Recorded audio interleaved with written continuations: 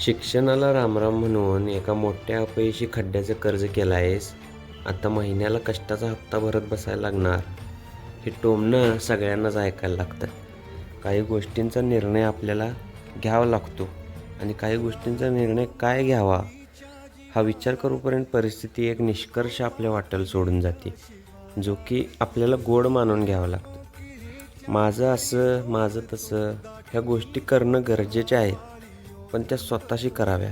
जर तुम्ही समाजाशी करायला गेला तर त्याला रडगाणं असं नाव दिलं जातं. प्रामाणिक आणि निष्ठावंत मनाने कष्ट करत जायचं भावांनो.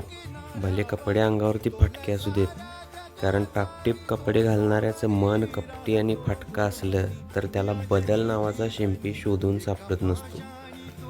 भिडायचं डायरेक्ट समोरनं अडचणीला, कशाला दाखवायची पाठ.